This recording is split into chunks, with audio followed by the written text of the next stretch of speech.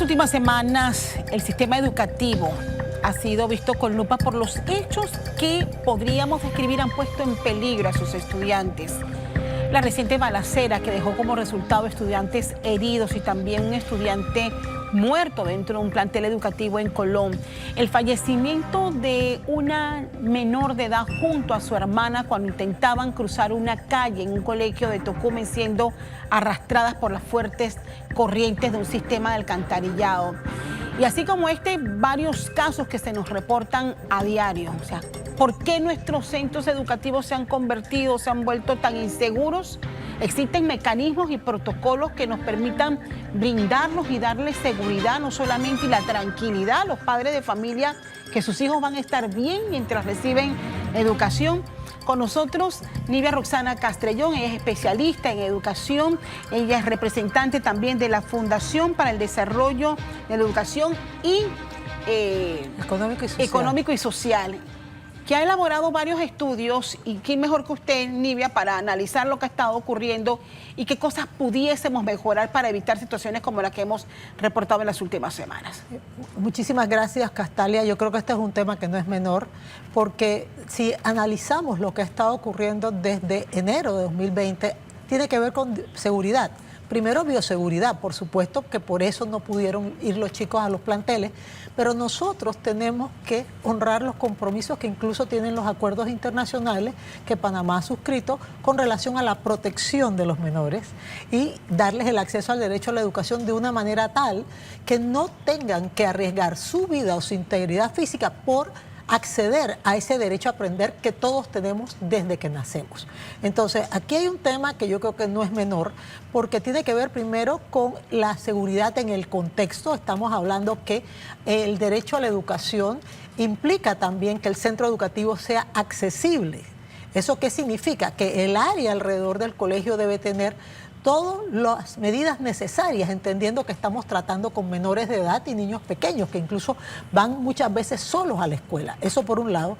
Y dentro del plantel, el director, hay un resuelto que es el 1183, que es muy importante que se cumpla porque el director es responsable de quienes están físicamente dentro del plantel, y es muy claro que cuando inicia la labor educativa es absolutamente innecesario tener a terceros deambulando, porque también hemos tenido problemas de personas que se disfrazan de estudiantes utilizando el uniforme para tratar de ingresar precisamente al colegio con malas intenciones. Entonces tiene que ser una respuesta holística.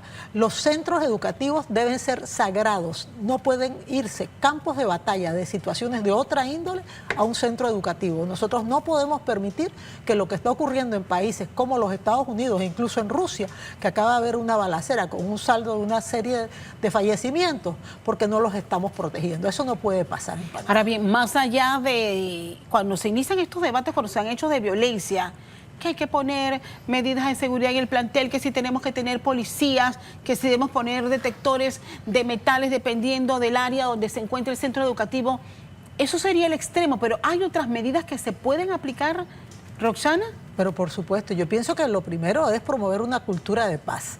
Yo siento que si nosotros promovemos una cultura de paz dentro de la escuela y que se entienda que la escuela es como un templo, que nosotros no podemos llevar nuestras rencillas a la escuela, que nosotros no podemos llevar nuestras diferencias y nuestros desencuentros a la escuela, va a ser diferente, por un lado.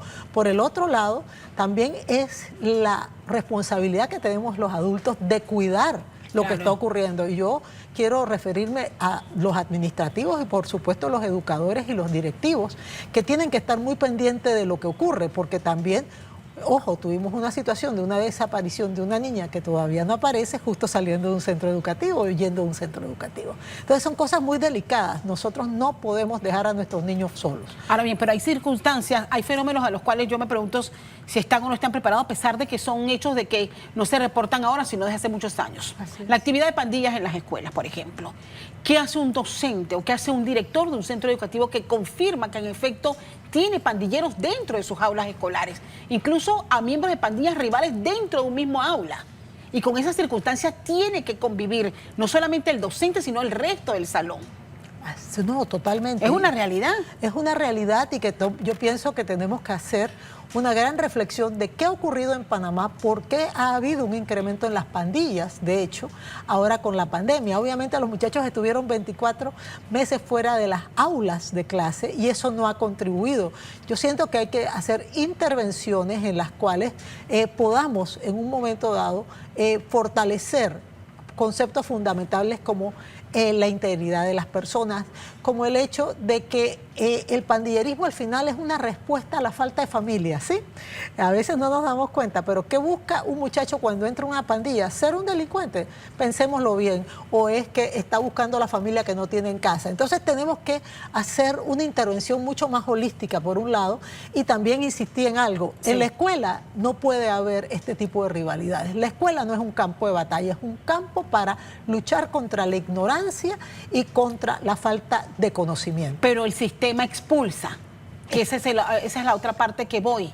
Cuando un muchacho no lo puedes enderezar utilizando un término muy panameño, simplemente se reporta y una junta disciplinaria dice no lo quiero más en este colegio, ya sea por sospecha o porque se confirma que en efecto tiene algún vínculo con algún tipo de actividad delictiva. ¿Qué hacemos con esa población que al final queda excluida de nuestro sistema? Bueno, primero te quiero contar, y ustedes tienen un héroe por Panamá que salió justo de estas filas, que es José Alejandro Rodríguez, ellos han hecho, y es parte de lo que sale del Laboratorio Latinoamericano de Acción Ciudadana, una escuela de valores justo en los centros donde están los jóvenes en conflicto con la ley.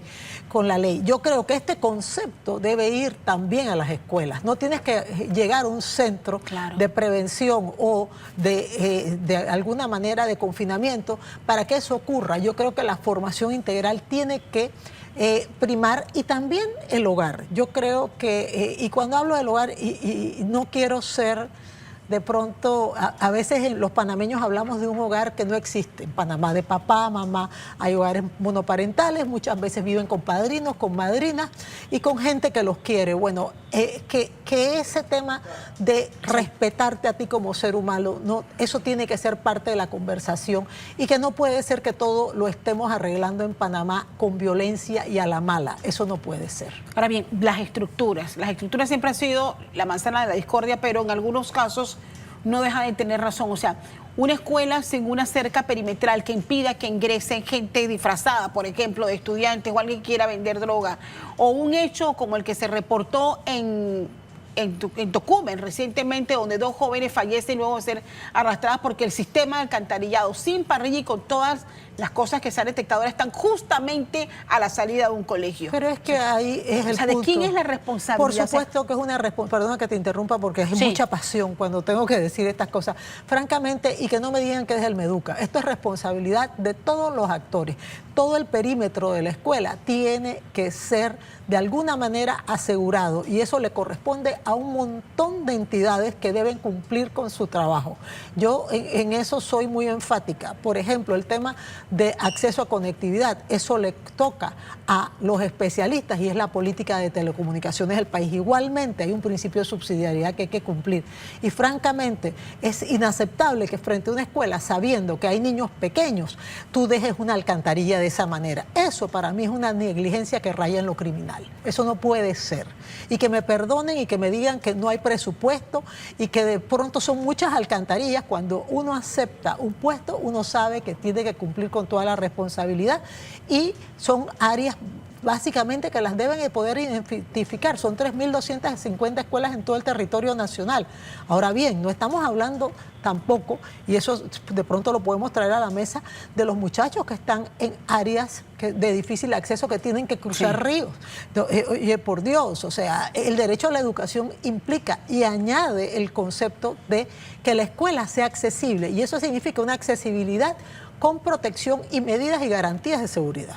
Nivia, termina prácticamente, ya estamos en la recta final de un año que ha significado un tiempo oportuno para poder recuperar todas las cosas que hemos dejado atrás con la pandemia, y una de ellas ha sido el reto de poder recuperar las clases, de poder recuperar el ritmo, de poder enfrentar situaciones en los estudiantes que han sido impactados duramente por la pandemia, otros que perdieron su año escolar, otros que no han podido regresar porque sus padres se han quedado sin trabajo. O sea, es un cúmulo de circunstancias que ponen en riesgo la culminación de estudios en miles de jóvenes en este país. ¿Cómo valoras lo que se ha hecho en este momento y los retos que tiene el Ministerio de Educación justamente para poder traer de vuelta a ese cúmulo de estudiantes que han quedado rezagados a raíz de esta crisis? Bueno, primero que todo, tomar en cuenta que en su momento y previendo en julio de 2020 se entrega al Ministerio de Educación una propuesta, y hablo ya como alguien que es parte del COPEME, que es la Red de Retención y Reinserción Escolar. Justo un mecanismo, porque en ese momento, cuando se abren las clases virtuales, se dan cuenta que hay un 25%, que esa cifra cambió, es una cifra dinámica, disminuyó muchísimo, el 25% no estaban, es un porcentaje altísimo. Ante eso se estableció un protocolo que establecía muy claramente que usted, cualquiera, incluso su compañerito de aula, si tu compañero no está, tú tienes que hacer todo lo necesario para acercarte y como comunidad, no solamente el Ministerio de Educación, sino todos los actores, cerciorarnos que los niños estén en las escuelas. Incluso si es necesario, si son padres de familia que por algún motivo, incluso trabajo infantil, no lo podemos descartar, entonces se tiene que hacer lo necesario para evitar que los muchachos incluso cayeran en situaciones de trata. Todo eso existe y tiene que ser implementado. Incluso el programa de aprendizaje acelerado es una consecuencia de esas recomendaciones, porque lo que sí está ocurriendo, y es muy lamentable, a mí me pasó hace poco, estuve en Boquete, cuando entro a un salón, pregunto en Palmira Centro que por qué están de vuelta a la escuela y qué es lo importante, y el niño de tercer grado me dice para aprender a leer.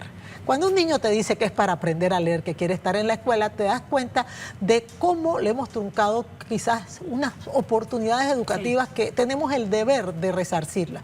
El Ministerio sí ha hecho cosas interesantes, como las guías PRISA, que sacan con el Laboratorio Latinoamericano de Innovación e Investigación Educativa, que son para recuperación de aprendizaje. Tienen que ser implementadas, especialmente enfocadas en comprensión lectora, porque si los niños no entienden lo que leen, son muchachos en vulnerabilidad educativa. Quiero agradecer a Nibia Roxana Castrillón por estos minutos. Qué gusto tenerte acá en el estudio, porque hacía rato que no nos veíamos así, en vivo, siempre en la virtualidad que nos ha mantenido distanciados en estos últimos años, pero qué bueno tenerla con nosotros esta mañana y compartiendo su visión y preocupación por las cosas que han acontecido en los últimos años y que requieren de intervención inmediata, como bien lo ha dicho, de muchas autoridades. Gracias, Nibi, bienvenida siempre. Muchísimas gracias a ustedes.